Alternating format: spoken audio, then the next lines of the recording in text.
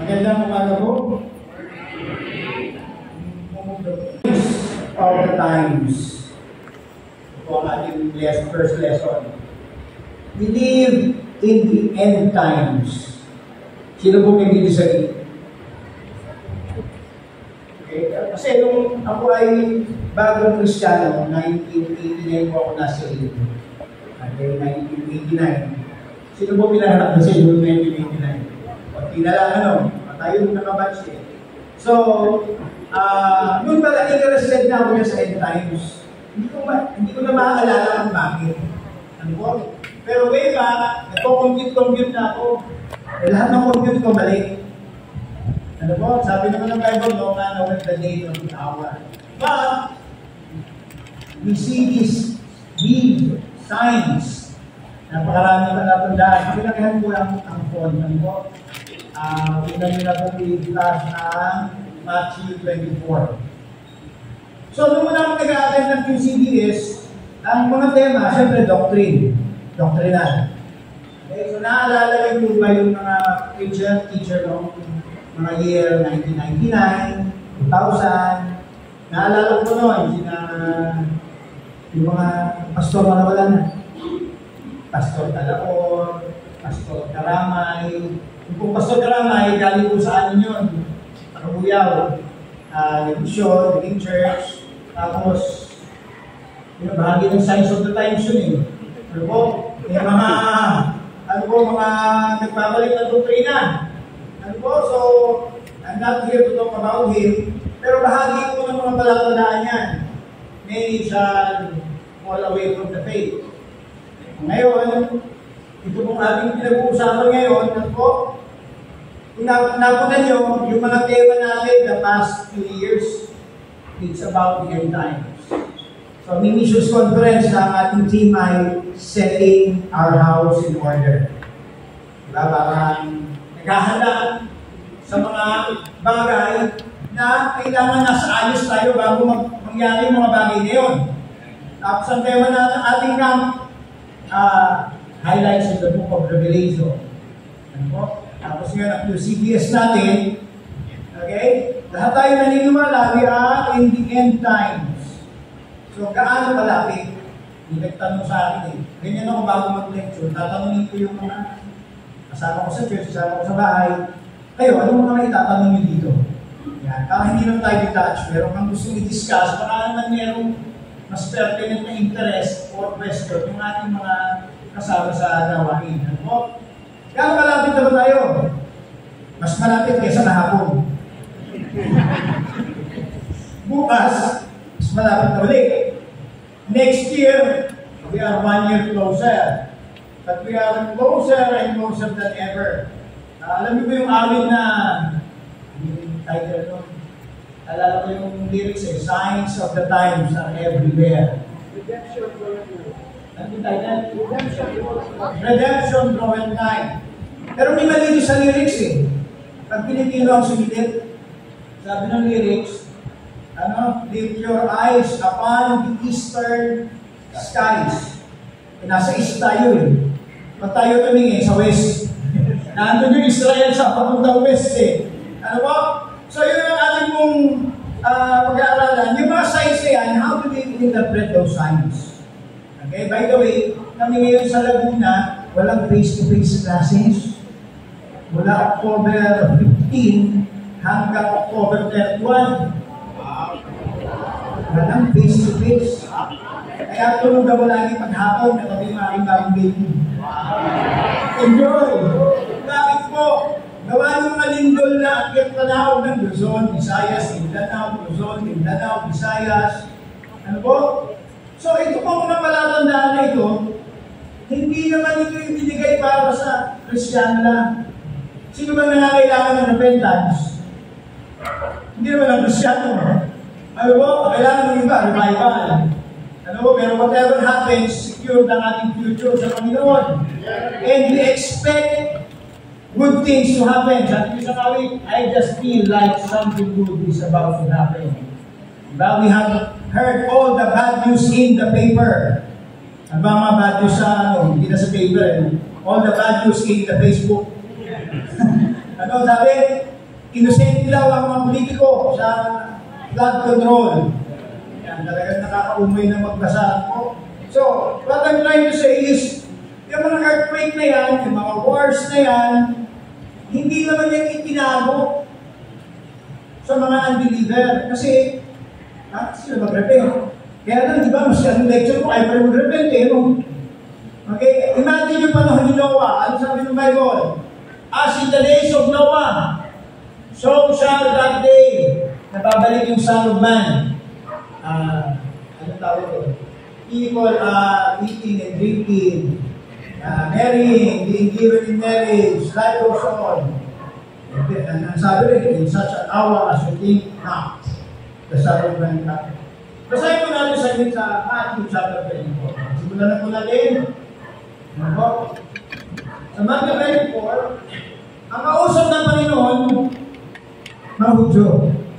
All the church members yan, pero ang context niyan ay sa Israel. Okay?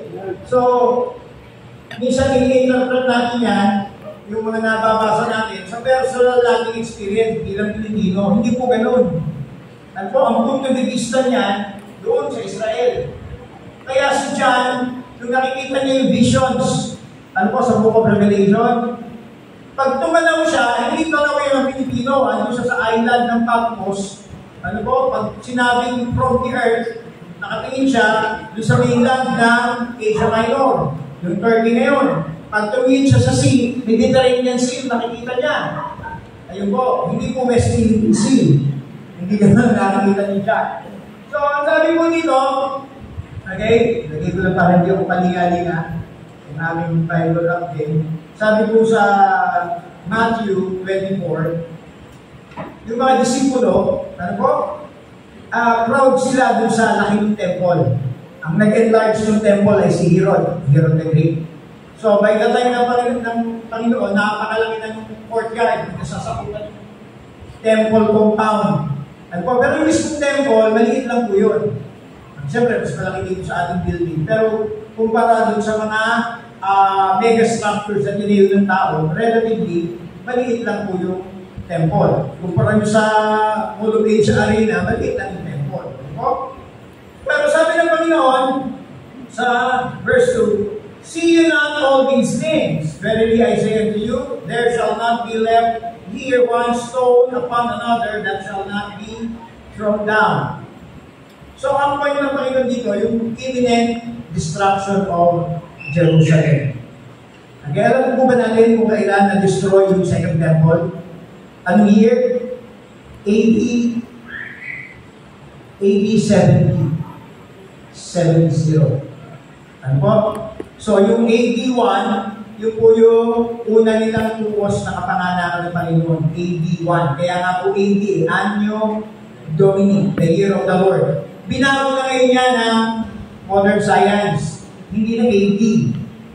Ano na po? CE. Alam mo yung CE? QCBS lang yun. Okay, sabi ko kayo tumingin kung dyan. CE, Common Era. Yan. Parang malapit kayo yung era. Era nyo manalo. So, ginawa nilang Common Era. Pero yun pa din yung marker, yung 1C, yung 180. Okay, pero later on, sa kanilang calculation, dumitaw na ang Panginoon, pinanganak about 4 or 5 BC. Kapag pinanganak ang Panginoon, before sa pinanganak, nakakalikot, hindi po. So, na-recompute nila, hindi nung 180 pinanganak ang Panginoon. Kaya, approximately, ang Panginoon ay ginagawa nag-resurrect about AD 30. AD 30. So, I tend to be convinced na AD 30 talaga. Kasi yung AD 17 na destruction ng Jerusalem, mas established yun. Mas maraming historical record dun sa destruction ng Jerusalem. 70 minus 30.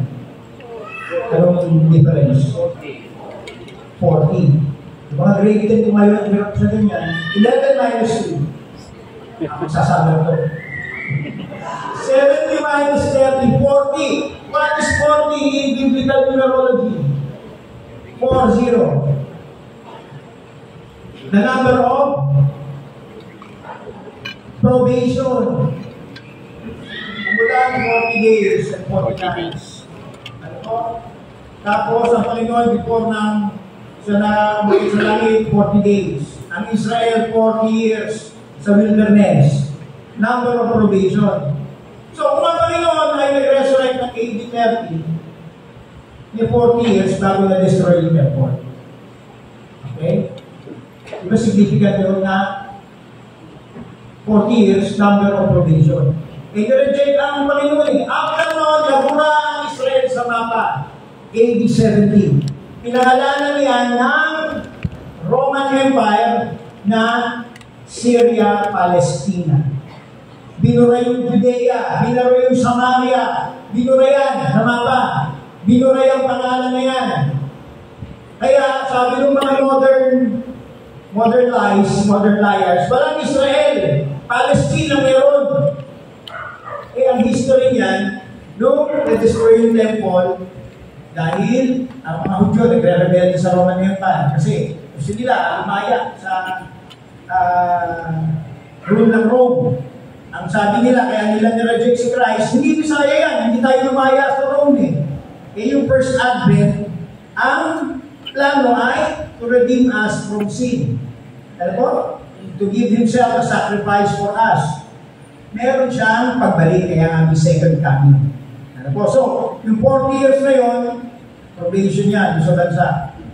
Rejected ang Panginoon. Kaya ang mga apostoles returned to the Gentiles. At mula sa Antioch, sa Syria din po yun, Antioch, doon kumalat ang missionary work. Simula ni Apostle Paul, ni Barnabas, yung naka-record. Pero, most likely, marami din mga ibang nag-mission. Diba naghiwalay si Apostle Paul at si Barnabas? Ang pinagawa yan. Naka-record sa Bible yun, diba? Nagtali yung dalawa. Kasi si John Mark, yung pamangkin ni Barnabas, nung unang missionary journey, sumama sa kanila. Magandang may assistant ng missionary, tama ba?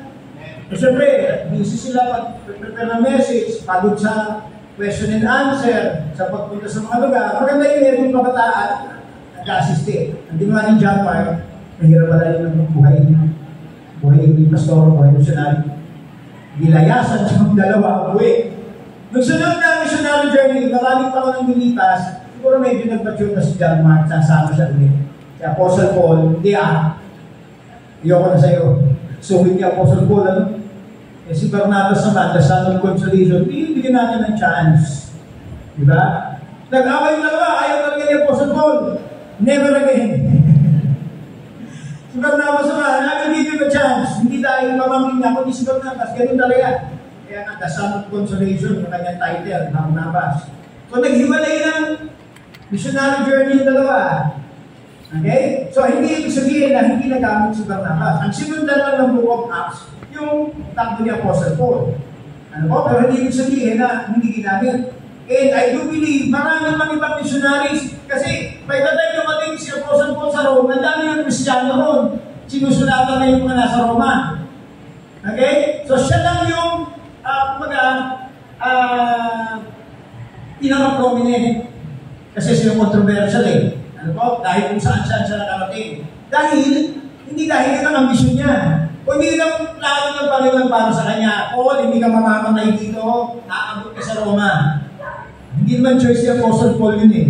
Ano po? Kundi yun ang gusto ng Panginoon. So what I'm trying to say here is, ito po, yung pong mga pangyayaring yan na nireject ng bansang Israel ang Panginoon, tapos na-destroy yung kanyang temple, ang sabi ng mga mananampalataya ng araw, where is the promise of His coming? Wala na yata mangyayari. Na-destroy pa yung temple. Ano po? Ngayon, yung mga mananampalataya ng araw, ang paniwala nila. Ano po?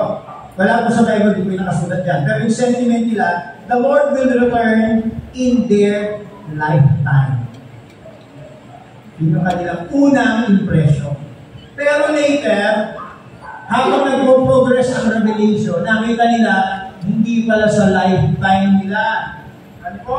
So ito pong mga signs na, babalikan po natin yan, punta po tayo sa sinabi ni Peter about the scoffers. Okay, sabi po sa 1 Peter chapter 3.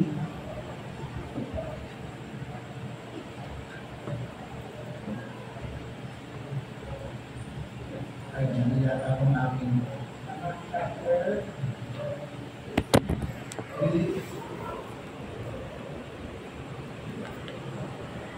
Hindi yung akong reference dito. 2 Peter, sorry po. 2 Peter chapter 3 verse 3. Si Peter mas matanda na dito.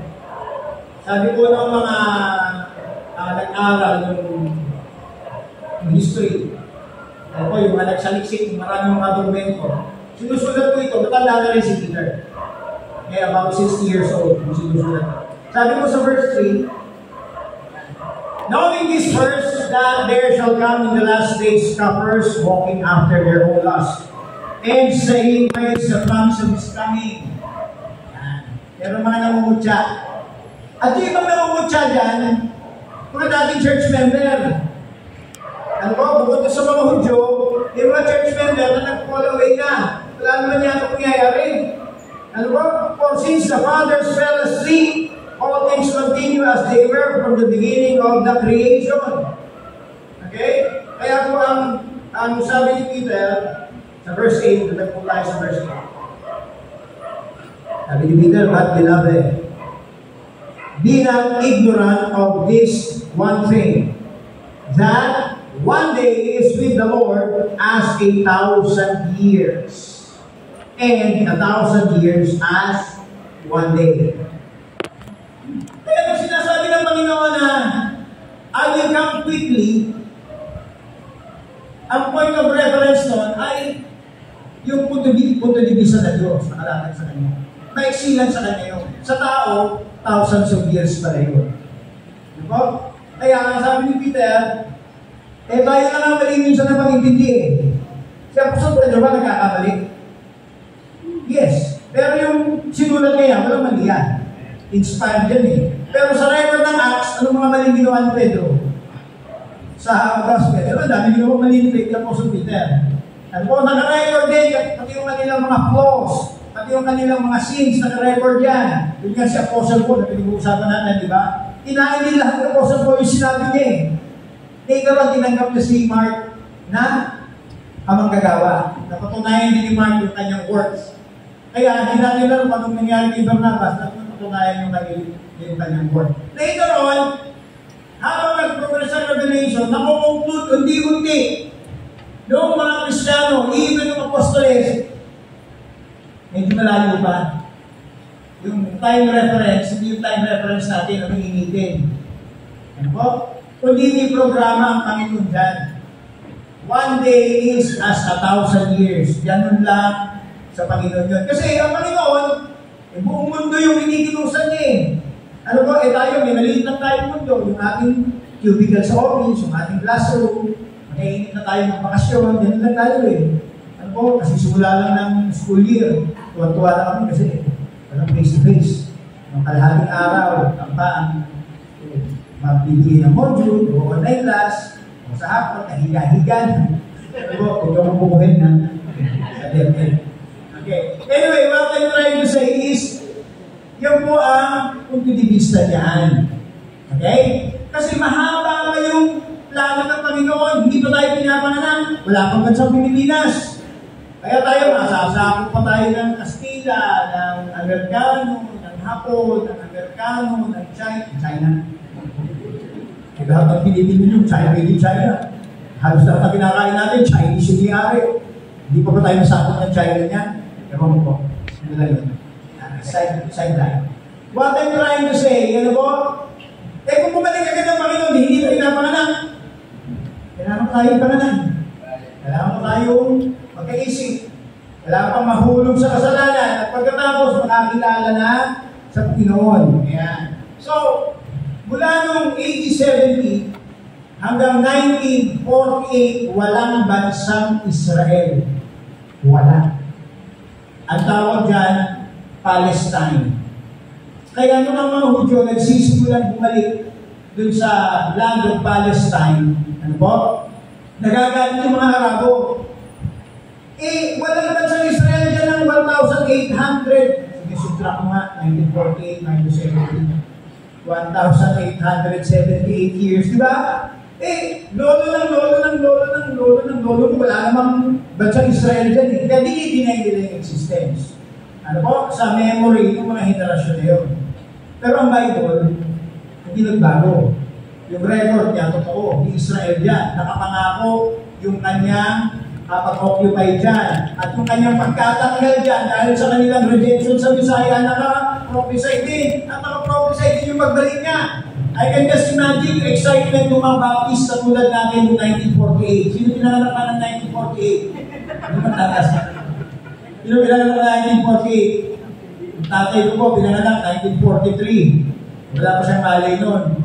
Meron ba tinubuhay na 1948? Lalo naman siguro walang Kristiyano na sa Pilipinas, present sa atin. Maaari siguro sa Visayas. Mas tao na po mga Baptist sa Visaya eh. Doon po sa Negros, sa Iloilo, doon na lumandi ng mga Baptist. So, what I'm trying to say is, dinidila yung existence ng Israel. Pero yung pangako ng Panginoon, 1948, finally, they had enough numbers and there was enough political support na itayo nila yung bandera. Gaano excited kaya yung mga mananampalataya, mga Baptist na students of prophecy? Yung kayo na Israel. Pero sa akin, na-taken for granted natin yan. Pinanganak tayo hindi ko natatanungin ano pati yung pinanganak. 1960s, 1970s, 1980s, ano rin Israel. Ngayon, nangyari ngayon yung sinasabi dito. Tingnan po natin yung Matthew 24. Okay. Nung ako po ay walang naging church member sa isang Bible Baptist Church sa Maguya. Ang sabi po ng pastor, the Lord can come anytime. O pwede raw dumating ang Panginoon anytime. Pero yun nga hindi mo lang alam kung kailan yung eksakto. Pero anytime. Anong year yun? 1992. Nung ako pinabaptize sa isang Baptist Church. O, 1992. Sabi niya, hindi natin alam that the Lord can come anytime. Kaya kung ano ba ito po compute? Sabi ko, not in this decade. Compute ako mula dun sa 80-30, 80-70. Sabi ko, pag malapit na yung 2030. During that time, I remember. Kaya, although ganun yung sinasabi, the Lord can come at any time, pero hindi itong dekada na to. And then dumating yung COVID-19 pandemic. Nakamdaman ng buong mundo yan. Ano feeling ko? Feeling ko rin, rapture na yata. Pero hindi ba? Hindi pa rin. Ano po sabi sa Matthew 24? Yan. Okay, babasahin ko po. Pag-sundan nyo lamang po. Meron lang po selected verses. Sabi ko sa verse 3, and as he sat upon the Mount of Olives, the disciples came unto him privately, saying, tell us, when shall these things be? And what shall be the sign of thy coming and of the end of the world? Yan. Tapos na ang daigdig. Pero yung world dyan, ang Greek ay Eon Age. Kaya yung mga nagsasabing magugunaw ang mundo, end of the world, maling interpretation yon. The end of this present world system. Matatapos ang orako, matatapos ang oppression, matatapos ang inequality. Yan ang matatapos. Kasi ang Panginoon umupo sa trono niya and He will rule the nations. Ano po ang saya nun? Now, ito yung tanong sa kanya. Kailan, Panginoon? Ang Panginoon, hindi sila binigyan ng petsa.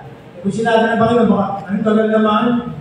Diba? Hindi ganun ang tagal ng Panginoon progressive ang revelation, hindi all at once. Sabi sa verse 4, take heed that no man deceive you, for many shall come in my name, saying, I am Christ, and shall deceive many. Ito po ang significant. There shall be wars, and you shall hear of wars, and rumors of wars. Sa Pilipinas, wala pa tayong gera. Rumors. Nagkagera doon sa Mindanao, sa Marami. Pero sa Israel, kailan naging maigting na naman yung mga gera. Nasa gera ang Israel, mula nung itatag sa ng 1948, she has always been in a state of war. Hindi na wala ng kalaban yan. Palitan niya, noon, sabay-sabay yan, nagtutulong, Egypt, Jordan, Syria, Yemen, Saudi Arabia, lahat kalaban niya yan. Eventually, yung Egypt, normalize ang ties. Eventually, yung Jordan. Naturalmente, ang tubig nila nanggagaling sa Israel, technology nila sa agriculture nanggagaling sa Israel. Kuryente nila nanggagaling sa Israel. Produkto ng Israel, kinakain nila. Nakita nila yung advantage. Not because of righteousness, na talagang righteousness, kundi political, economic, yung dahilan. Now, meron mga kukulit, tulad ng Hamas. Alam niyo, nagkakasahin nila kung ano yung nagkakagawa ng Hamas. So, for decades, 1948, at ang mga gera dyan, the War of Independence, gera yun, nilusog sila ng mga Arabo, nanalo sila. 1950s, may gera, 1960s, may gera, 70s, may gera, 80s, 90s, hindi natatapos ang gera dyan. Kumbaga parang alon lang natataas bababa, pero hindi nawawala yung alon ng gera. And noong 2003, matindi yung pangyayari. Nilusog ang Israel ng mga nag-occupy ng Gaza. Alam mo ba yung Gaza? Okay, tagariyan sa area na yun si Gulayat. Tagariyan nung araw din sa area na yan, si Delilah. Si Samson, doon na doon, yung bubutay sa Gaza. So, hindi na fully control ng Israel yan for some reason, one or another reason, and for human faults, human disobedience. Pero, pugad ng masasamang elemento yan yung mga lugar na yan. So, andyan yung warfare, spiritual warfare, siguro, andyan ang kampo yan ng mga fallen angel. Nag-speculate lang po ako. So, kapag tayo pinatuturo, we teach doctrine as doctrines. At pag-speculation, do not teach speculation as doctrine. Okay? Meron tayong disclaimer palagi. Ito, speculation lang, ha? Okay, pero sa kasamaan na ginawa ng mga Hamas, kung nilusog nila Israel, grabe yun. Ang daming pinatay, higit 1,200. Pinatay, na-rape at mga bata, sinasakal, nilagay sa oven, mga buntis. Horrible yung, may movie niya pero yung panoorin. Emotional ako, nagagalit ako. Tapos baka ako magkomentado, wala na po ng Hamas stick sa Pilipinas. Now dito, mag-hallucinate, kapag tama ng Hamas yung mga congressman, yung mga senador. Diba? In-play na dahil sa social media, tapos papanoorin mo yung atrocity na ginawa sa Israel. And Israel is very close to our heart. Tama po ba? Because they are the people of God. Maski pa sila, sabi ng Apostle Paul, maski pa nakasaway yan, kayang ibalik yan ng Panginoon. Sila yung natural branches, tayo ay wild. Branches tayo ng wild olive tree. Kung tayo na i-graft papunta sa natural branch, ano ba yung sila? Nandun sila galing. Kaya, sana po, ito binitepray ko personal. Po, kung mga leader namin, sana ang maging senador, presidente. Kumampi sa Israel. Ano sigaw kayo ng ibang mga kongresista? Ano po? Ampi sila doon sa mga Palestinian. Ilang kinili yung pangalang Palestinian. Pero yung kanilang lupain na inaagaw ay sa Israel. Alam niyo ba yung mga progressive group? Mga kontra sa Israel yan. Mga galit sa Israel. Now, if you are concerned na welfare ng bansang Pilipinas, eh yun lang po mag-declare natin na ang ating mga leader hindi tayo dalhin pagkampi sa Antikristo, rather than ang business. Kasi kung kumampi sa Antikristo, tapos sa Pilipinas. Kaya pag-asa natin ang Pilipino talaga kaangat, eh nasa Panginoon. Kasi ang Pilipino naman, masipag naman tayo eh. Ano po, di ba? Talented tayo. Multitasking. Kaya lang, minalas tayo sa mga leader. Salitang malas. Sumpa ka tayo eh. Hindi ko alam, kapag-ibig ko na lang sa Panginoon. Pag Pilipino, at Singapore, nagkaliwa niyo. Anong nakuha natin? Kaya pinag-Baptos. Sino? Paano mga Baptos dito? Wala kayo.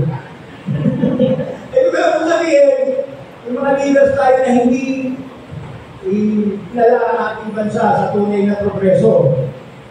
Yung iba, ano ba yan? Ayaw pa pumayag.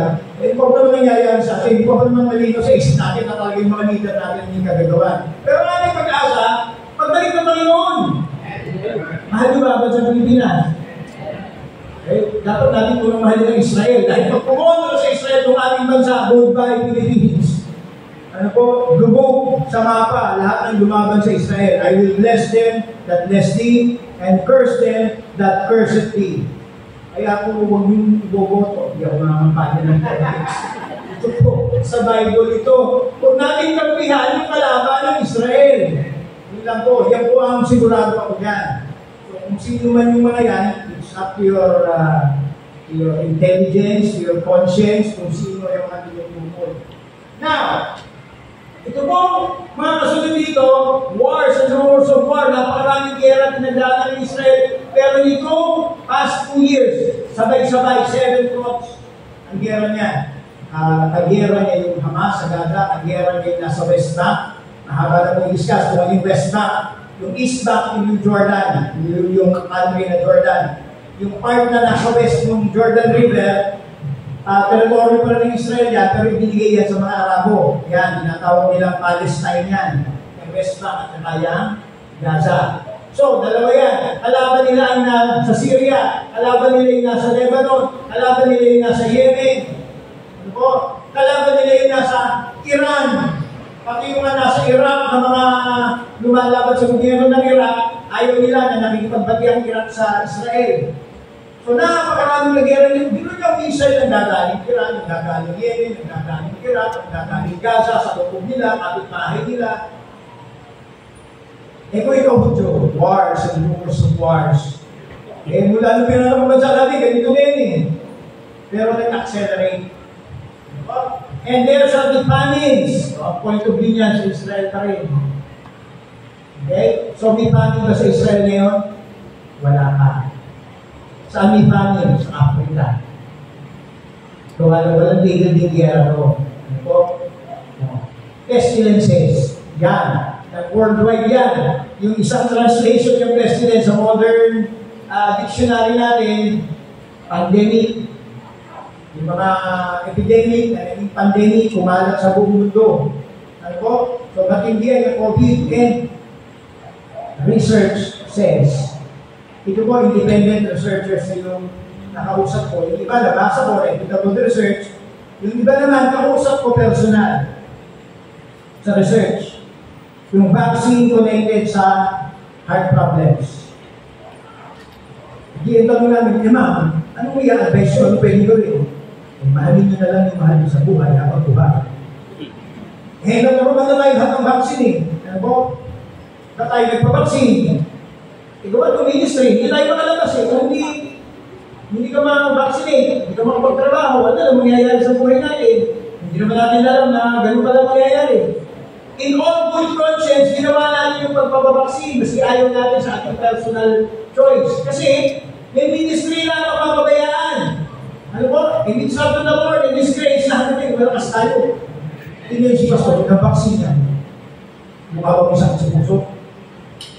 Hindi tinablan ng mga kumala kung sinasabi, tatablan pa, nangyayari sa bansa ngayon, di ba? Si Pastor, yung friend, si Pastor sa Facebook.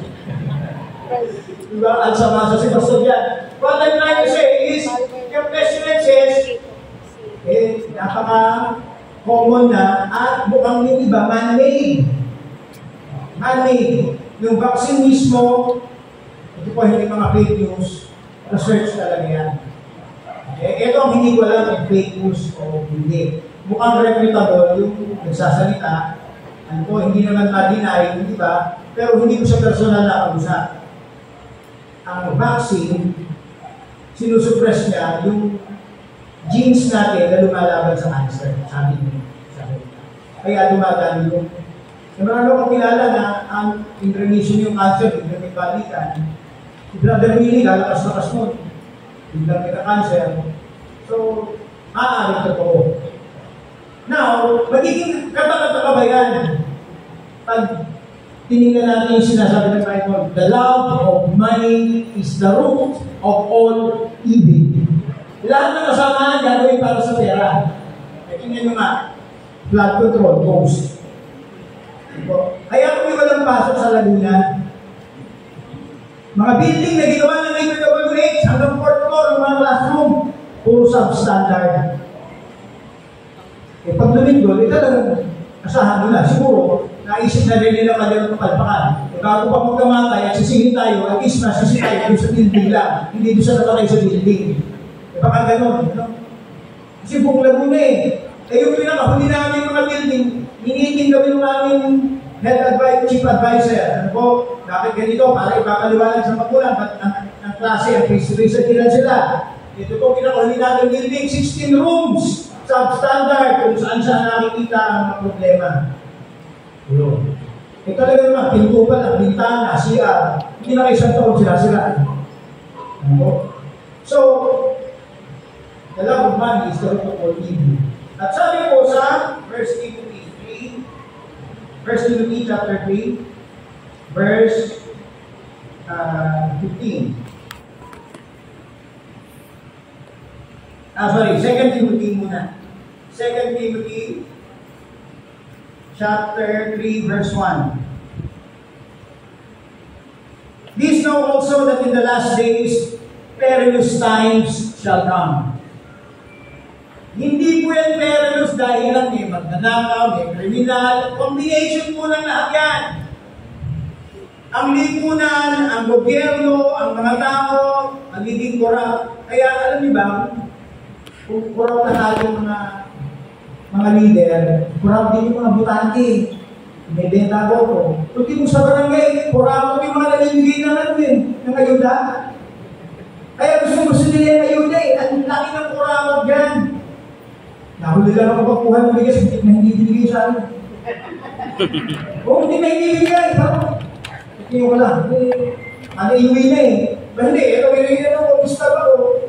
Sa maloob, luminukuha ko yung bigas. 5 kilo bigas. Ako siyempre sayang, 5 kilo, lapain din yun. At bakit? Tax namin yan Bakit kayo mahihiyang kunin? Atin talaga, sa atin naman galing yan. What I'm trying to say, all institutions, all levels, pervaded yan ng corruption. Kaya kung tayo nagagalit, mas marami yata hindi nagagalit kasi sila yung hindi nagtatrabaho, kumakain, mas marami yata natutuwa. Kaya kung bakit ganun ang pronouncement ng ating mga politiko, hindi nakikinabang. They keep on voting the wrong people in power because the wrong people for us are the right people for them. Kaya anong sabi ko? Verse 2. Men shall be lovers of their own selves. Hindi ba natin yung mga tao mga sarili? Pero, aabante yan ang grabe. Ano po? Kumbaga mag-accelerate. Kumbaga sa aeroplano, take off yan. Mamamangha ka na lang sa mga sinasabi. Diba na, kaya na nilang, ano yung statement? Muragit lang magagalit magpunta ko sa langit. Ang pera ng taong bayan ay para sa taong bayan. Hindi ko kailangan ng pera galing sa Bravo. Kaya yun ba, comment na lang. Meron kang Joseph, meron kang mumura. Ano ba, makikipagtalo pa ba ako sa'yo Wala namang naniniwala dyan. So, sunod-sunod na yan, bobetos, posters, proud, blasphemers, disobedient to parents. Ang daming problema ngayon sa lipunan, ang bata hindi sumusunod sa magulang. Ang magulang hindi na rin naman marunong magpatupad ng tama. Kaya gano'n na rin. So these are all signs of the times. Signs of the end times. Yung sinasabi yan. Last days na rin tayo. Ano yung day? Meron ako ni Nervous. Last days. Baka isang punta ko na naman yan. Panginoon. Pero hindi ko. Ano po? Sa 7th dispensation. Okay? Patapos na yung dispensation of grace Nandiyan na yung Israel Niregather na siya At pinepersecute na naman ang mga Hudyo na nasa Russia, nasa Europe, nasa Amerika, nasa Australia. Hate na naman nila mga Hudyo. Sino dito yung hate ang Hudyo ng bata kayo? Nagturo ng mga lola Yung mga Hudyo sa samayan, yung nagpumatay kay Jesus Christ.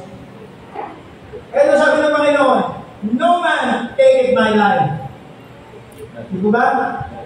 I have the power to lay down my life. I have the power to take it up again.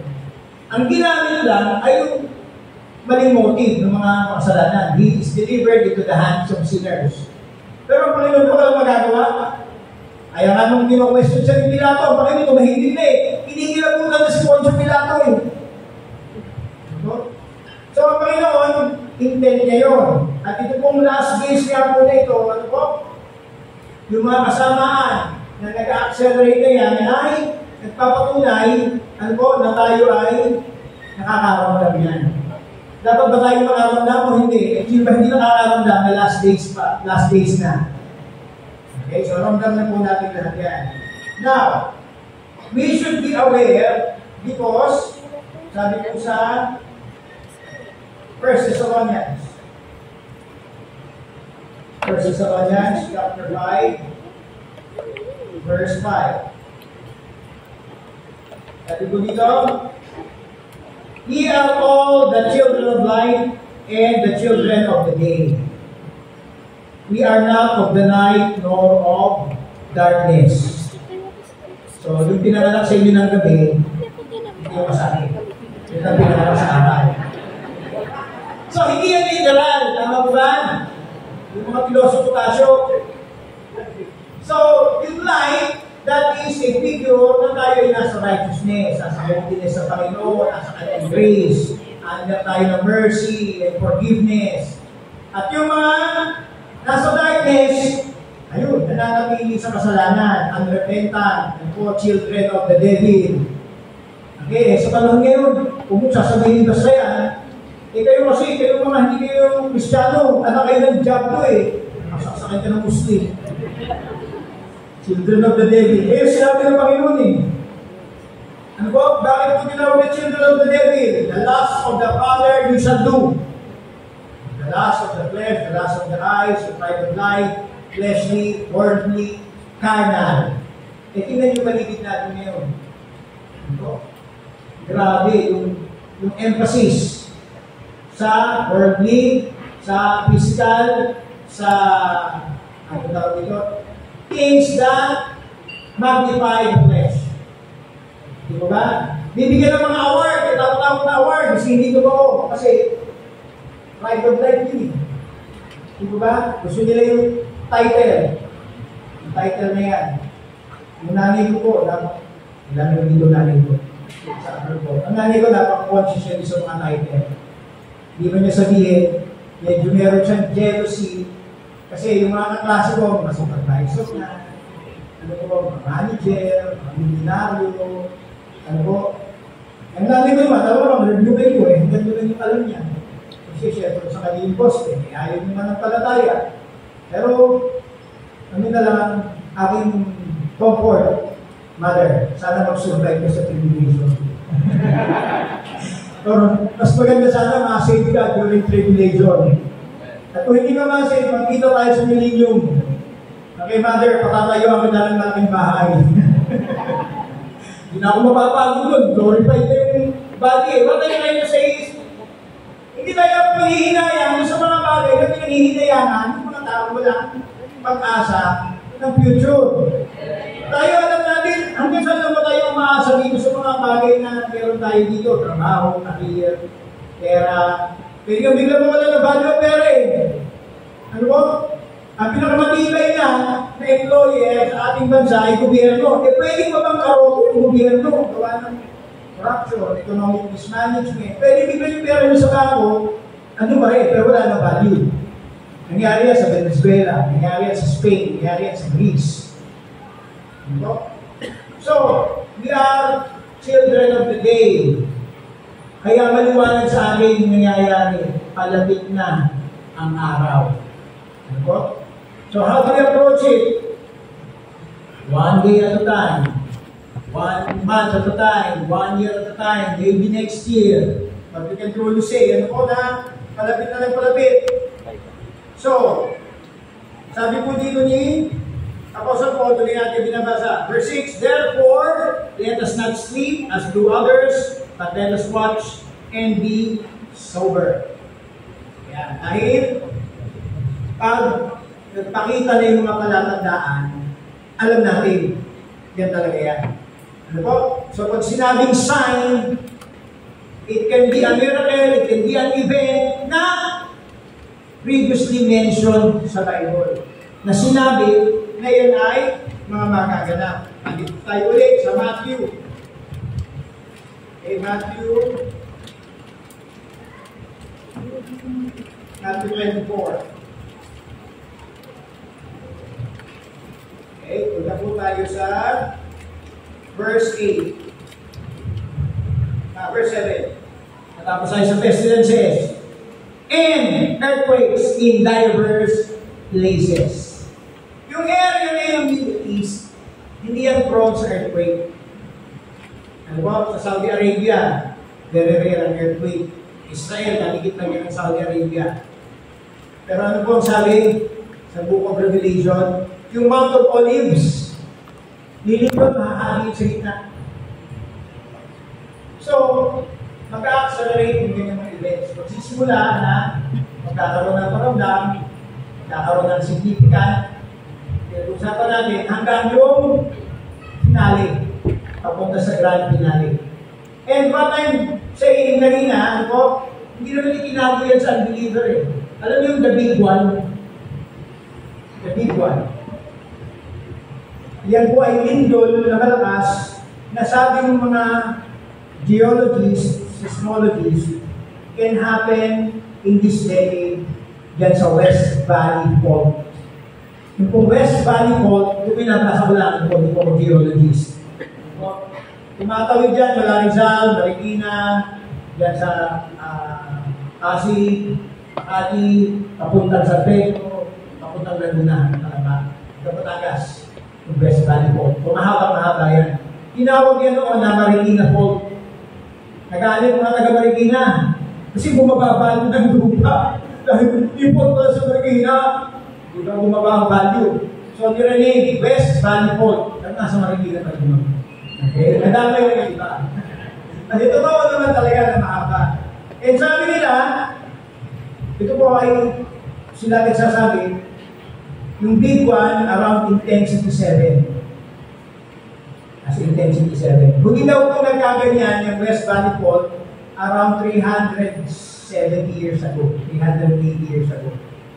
Okay? Paano po nila alam yan? Recent history yun eh. Nung ilabutan tayo ng mga Espanyol, anong year yun? 1521. May record na yan ng mga lindol. Even yung mga bagyo, may record yan yung mga paring Kastila. Kung sila mga researcher nila, yung mga writing. Idinulod din naman pala maganda Friday. History, mga events, pagputok ng mga vulkan, history yan. Kaya alam nila na yung pinatubo kung 600 years ago. May kukwento ng mga katutubo na yung lolo ng lolo niya naranasan yung pagputok. So, ayan po yung mga earthquakes. At yan po, sa iba't ibang lugar, nangyayari. Ano po? So, although Israel yung punto de vista, pero all around Israel, nagsisimula ng mga na. At tayo po, ang sa Pilipinas, tayo po ay nasa Pacific Ring of Fire. Naikot na mga maraming mga movement yung lupa. O sa mga kaaro ng science, plate tectonics, yung paggalaw ng mga kontinente, yung mga magma na nasa ilalim yan. Ayan. So kaya po tayo daw archipelago ay dahil lindol nga na lindol kaya biyak-biyak yung ating mga isla. Pero sa time na napakarami yan. Ano po? So, ang Bible, may record niyan. Kung kailan nangyari yan. Panahon ng buhay pa si Noah. Kasi, before ng flood, isa lang ang lupa. Diba? Ang tawag ngayon dyan ng science, Pangea. Isa lupa. Nag-break up into continents. Diba ba? So, may record din ng Bible dyan. Sa panahon ni Peleg, the earth was divided. So, nagninilindol yun. Hindi naman yung luwalay na break into weekend. Hindi naman ganun yun eh. Nagninilindol yun. Ano po? So, ngayon, huminto yun kasi tatakbo yung history. Now, ito na naman, nagninilindol ka naman kasi mag-close na yung history. Ano po? And we are at the cusp. At sabi po dito, verse 8, all these are the beginning of sorrows. Siguro parang isang buntis na mga anak, dahil tulad. Yung mga contraction, una, mahihina, madalang, later on, dadalas, magiging mas masakit yung contraction hanggang sa the day of and the hour, pwedeng gabi, pwedeng umaga, pwedeng tanghali. At po yung kapatid ko po na babae na migrant sa Canada, sa hospital po siya nagtatrabaho. Marami daw po doon, kasi pagdating doon, false alarm, mauulit na. Pag ilang oras, ito na, nasa kotse na, paanak na. No matter the day or the hour. Pero nakakaisang linggo, nakakailang araw, merong oras lang, nandiyan na. Pero nararamdaman natin yung beginning of sorrows. Kaya, kung tutuusin, pag nagkabal nila yung mga kurako, dumami yung kayamanan nila, maraming inabi, lalo tayong palapit. Lalo tayong palapit. Tama ko ba? Ito hindi natin may iwasang magalit. Kasi pera natin yun GSIS. Papaupon sa iyo yung pera mo, ang laki ng interest. Tapos yung mga official ng GSIS, nakalaan po, sir. Hindi ko ba? Nag-invest ng, alam mo ba yun, yung mga GSIS. Ako di tayo, nag-invest sa cryptocurrency. Nag-invest sa, ano tawag dito? Electronic gambling. Hindi ko alam kung sa isabong. Pero yung mga gambling na yan, nag-invest sa GSIS. Binili ng yung per share, parang 50 pesos, tapos yun parang 3 piso na lang yung halaga. Hindi kumita. Yun ang malinaw doon. Sino nalugi? Tayo. Yung mga manager, wala namang kaso So habang lumalala yung attitude, yung pagiging makasarili, talaga tayo ng palapit yung sa nakatandang panahon. Ano po? At sabi sa verse 9, ako sa mga Hudyo, hindi po pinipili ito. Then shall they deliver you up to the afflicted, and shall kill you, and ye shall be hated of all nations for my name's sake. Ano maraming masabi sa Israel? Ano man nagdeklara na gusto nila magkaroon ng Palestinian state, gusto nila ang Israel makonvict ng genocide. Alam mo yung genocide? Sino alam mo ano yung genocide? Ibig sabihin nun, pinapatay mo yung isang angkan o isang bansa. Kunyari, lahat ng Pilipino pinapatay, genocide yun. Okay? Lahat ng mga taga South Africa na negro, gusto mong patay, genocide ang tawag doon. Yung genos, meaning yung lahi. So ang Israel daw, gusto niya patayin yung mga Palestinian. Yung mga Palestinian po, Arabo yan. Alam niyo ba kung gano'ng maraming Arabo na kapaligid sa kanya? Milyon-milyon, hundreds of millions na Arabs. Ang lupa ng Israel, kumpara sa mga lupain ng Arabo at mga Muslim, wala pang 1%. Kung Israel genocide ang gusto, marami niyang pagpaprakisan. Ano po? At yung mga nasa Gaza, na umano genocide ng Israel, 2 million po ang tao dun sa Gaza. Ano po? Kasi nakilang nila isang bayan, isang maliit na bayan. 2 million ang nandun mga Arabo, mga Palestinians. Ngayon, sa gera, maraming namatay. Umabot ng 60,000. So, hindi lang mga terorista yun, hindi kahalo mga matanda, bata, babae. Ano po? Ang claim yung kalaban, hindi indiscriminate, pinapalay yung kami, pati yung mga eskwelahan, binobomba nyo, mga ospital, binobomba nyo, tawag dito, refugee camp. Doon nagpupunta sa eskwelahan, doon sa ospital yung mga rocket launcher, nasa ilalim yung mga ICU ng mga baby, doon sa mga underground yung mga relocation center, doon yung mga tayo ng Hamas. Nagigera, Israel, binobomba. Di pag dumating, ito lang gagawin. Pero paano magagawa? Pag hindi natin binira yan, at tama ng malaking bibig sa Israel, maraming mamamatay, hindi bibirahin nila. At alam nyo ba, bago nila inisal o i-rocket yung building. Magsesend na ng mga text, hindi pinatay yung signal ng cellphone, yung cellphone mga terorista. Magkakalat ng biblex, evacuate in 1 hour. Tapos magbabagsak ang Israel ng bomba o tawagin na yung knock on the roof. Ano yun, maingay lang yun, pero hindi destructive. Pag may gano'n na, boom! maingay, parang fireworks. Ay, well, sa kayo meeting. Kasi, in the next hour, rocket launcher yan, o kaya missile galing sa aeroplano. Saka nakakita ng genocide, ginawa, tingnan, police kayo yan. Kasi gusto lang namin yung na-andyan yung mga missile, launcher namin yung arms depot, na hindi pa kaya i-evacuate ng isang oras lang. Diba? Kaya talagang tapamaan yun. Pinaalis nila yung tao. Pero mga bansa tulad ng Spain, France, UK, Australia, mga gobyerno yan, mga ambassador, pinakondemn ng Israel. At nakikisaw-saw yung ating ambassador. Ito, ambassador ng Israel. At sa United Nations, nakikiboto tayo sa resolution na pinakondemn ng Israel. So, yun yung malungkot. Ano kaya ang future ng Pilipinas? Pero ang Panginoon may intent para sa atin. Ano? Hindi natin alam kung hanggang saan. Yung biyaya ng Panginoon, dun sa mga kababayan natin kapag-anak na hindi mananampalataya. Hindi natin alam. Alam lang natin kung tayo. Sino nakakaalam, tayo nakakilala. Kaya ano dapat natin gawin? Mag-solving ng mag-solving. Oo, yun ito. Pero hindi naman ibig sabihin na, kailangan pagpadali tayo. Hindi mo rin naman mapapadali yun eh. We go where the Lord leads. Hindi ko mo last days na, surrender ko tayo lahat. Wala naman tatrabaho. Lahat mag-solving nila, truck distribution. Hindi naman ganoon. One thing, I never saw in scriptures ang Diyos ng madali. Wala na.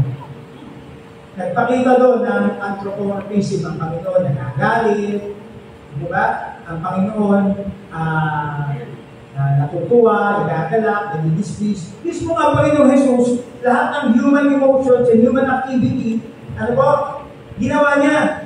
Umiyak, umawa, nagalit, nalungkot. Di ba? Nasa scriptures lahat yan. If you have read the four Gospels, puno yan, repeat yan ng Panginoon. Yung kanyang pagiging tao ay 100%. Nararanasan niya, nadarama niya, yung nadarama natin. Pero wala siyang instance na he was in a hurry. Kasi lahat ay naalala. Lahat ay the appointed time. Kaya nung siya gusto patayin by stoning, hindi nangyari. Bakit po? Hindi yun yung marami at hindi ba yun yung time eh. Alam niyo ba, Panginoon, nagkakadlan tumawid sa gitna nila. Tumawid lang sa gitna. Paano ginawa ng Panginoon yun? Ano po? Kaya naman niyang tanggalin na hininga ng lahat ng tao. Sandit lang eh. So, we appointed time. Kaya po tayo, ito na po ang ating conclusion dito. Isang oras na ako. What do we do? Ano yung mga significant signs of the times? Ano po? Yung mga nangyayari sa nature, earthquakes, nangyayari sa socio-political, ano po, yung corruption, nangyayari sa bansa, nagigira, kasunod na yan, eventually, magkakaroon ng panin, blessed yung mga healthy, mahuhuling magutong. Joke lang po yun. Ay, sinasabi ko, hindi ba natin naranasan sa Pilipinas po? Yung nagutong? Ano gugutom ng hindi kayo kumain? Sinong tamad? Ang tamad kumain? Mas kayo tamad sa trabaho, kumakain eh. Dahil kung kapitbahay, matapoy nun eh. Nakapag-issue ka.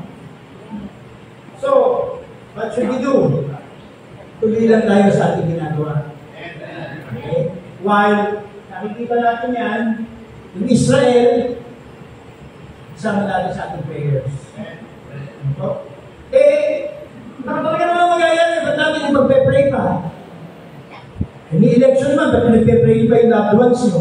Kasi hindi nga natin alam kung ano ang in-store. And we pray so that our heart and mind may be attuned with God's will. Na habang tayo nagpe-pray, kasunod din yung action. O paano itong mga magulang natin, hindi ipasin, mga anak natin, meron akong baby. Ano mangyayari sa baby pag nag-rapture? Malinaw yan sa Bible eh. May nagtuturo, iba, dati natin ka fellowship, kasama naman baby sa rapture. Sinagot ko yun, kasi ka-fellowship natin eh. Hindi po kasama baby sa rapture. Nagtuturo lang mga ibang ka-fellowship eh. Binigyan ko ng kapira, hindi na sumagot. Pero gusto nyo ba makasama baby sa rapture? Yung gusto lang. Kung sa gusto ko lang titigin ko yung baby ko. Kaya hindi naman ganun yun Meron na 20 pa pa na ayaw, transform tayo Hindi naman nangyayari sa baby Ano po? Paano yung baby? Ang Panginoon, may mercy siya. Ikaw, bahaya mo sa kamay ng Panginoon. Paano yung hindi na baby? Hindi rin naman saved yung iba Lahat pareho, anak nyo saved. Hindi naman lahat di po ba? Mga magulang nyo saved na, mga kapatid. Kami po ni Brother Bell, tagal na namin member ng park. Ako po'y nabaptize sa park 1997. Si Brother Bell, 1998. Hanggang kayo, kami dalawa ko lang din sa mga kapatid Yung tatay namin, yung ganun makikita. Pero sa amin, yung apat namin kapatid, yung aming nanay, yung mga tsahe, yung ba nasa intero sa mga apel at mga lolo, balay, si Lola, hindi. Diba? So, hindi mo lang mamipili. Anong gagawin mo? Pasayahin mo na lang habang nandito ka. Anong gagawin mo sa baby ko? Hindi alagaan habang nandito ako. Diba? Ba't ba nag-anak ka pa? Alam mo naman yung signs of the times. Ibang usapan yun. Kami ang usapan. Parang destiny. Sige, baka magbago ng doktrina. Ayan, yung baby ka. Ayan, kasama na yung baby sa rapture. Kasi pa naman baguhin yung turong mo. Hindi mo nagbago yung truth. Pero kahin mo lang yung sarili mo. Baka yung mga politiko natin, di ba? Luloko mo nga sarili nila. Kala naniniwala tayo. Kung tayo gumaya sa kanila. So what do we do? We do our responsibility. We do our job in church, at home, at work. Ano po? Pero hindi na ito time for slacking. So, hindi tayo nagmamadali. Huwag ka tayo magkaban. So, mamaya po sa question and answer, wala si Pastor, kung kami rin ang nahanap nyo. Ikikon kayo ng inyong mga tanong. At doon po namin mas magandang madetali kasi hindi naman natin alam lahat kung inyong tanong at napakaraming pwedeng i-discuss. Ano po? Napakaraming pwedeng i-discuss.